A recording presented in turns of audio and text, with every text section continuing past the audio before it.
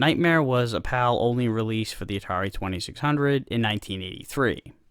You play as a kid who is having a nightmare, and the only way to get out of this bad dream is to climb ropes, avoid birds, snakes, and devil faces along the way, and reach a helicopter, which serves as the vessel for this kid to escape his nightmare. It's weird, but so are dreams, so it works, I guess. Although I'd say that dying really should cause the kid to wake up and free him from his dream anyway, but maybe that's just the bad ending where the kid wakes up in a cold sweat and out of breath as opposed to a more natural awakening after a safe arrival on the helicopter in the dream world. Either that or this is some Nightmare on Elm Street meets Captain N type of shit where the poor little bastard is physically trapped inside his dream and can die in real life as a result of his dream death. I don't know. I guess it's whichever version you'd like it to be. Either way, the game works like this. You control the little brat from the bottom of the screen, and you have to climb the ropes that float around in an attempt to eventually get to the helicopter and wake up. Like I mentioned, there are creatures that want you dead, or at the very least don't want you to wake up. The birds and devil faces which float around the sky will knock your ass back to the ground, and the devil faces will kill you outright in the process, as will the snakes that occupy the land. When you fall, you've got to hope to hell that the snakes don't happen to fall into your path, cause you can't control your movements or prevent yourself from dying otherwise. Also, you may have parameters to fill before you're able to finish a stage. You have to clear the screen of devil faces by moving the joystick in the direction of your target as they pass by, which unleashes a hammer on them. This will turn them into birds, so they'll still impede your progress, but they at least won't kill you, and once you get all the devil faces off screen, you'll have the access to the helicopter, as you won't be allowed to advance to the next stage without clearing all of the devils. The snakes and birds, meanwhile, can't be killed at all. There are also balloons in some stages, and like the devil faces, these have to be cleared from the screen too.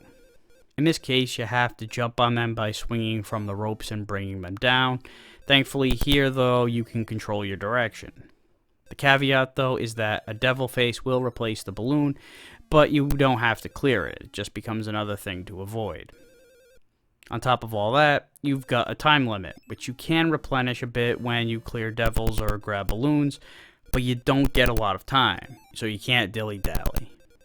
There are 9 levels total, each of them with a unique combination of enemies and hazards, and after beating all 9, you'll return to the beginning where you'll start again with an increased game speed, and there are 6 speed variations altogether, which you can also manually select from the start. It's a fairly unique concept. I mean, it does have a bit of a freeway Frogger type of framework, but being able to interact with the other objects aside from dying does give it a different flavor. The problem, though, is execution. For one thing, the jumping is goofy. You can jump far and high, but you move at a very sharp angle and then drop down straight. This makes it so you have to jump from a considerable distance when you're trying to get over the snakes. This also doesn't help when you're trying to get the damn balloons. You have to grab them by the strings, and you can't drop on it from overhead, it'll just slide you off. So you have to connect from this awkward angle from underneath. Plus the hit detection is spotty. Then there are minor gripes, like the death jingle takes way too long to play out before you start your next life, and sometimes the flying enemies will fly right in line with the rope, so if you're close enough to the snake, there's no safe spot to jump through and you're basically fucked. It doesn't happen that often, but when it does, it's really frustrating, especially on your last life. There are good points, like it's a decent little concept, there's a variety in the levels, and the lullaby that plays at the beginning is a nice touch with the theme of the plot, but ultimately it's a little too buggy and not nearly enough fun. You're welcome.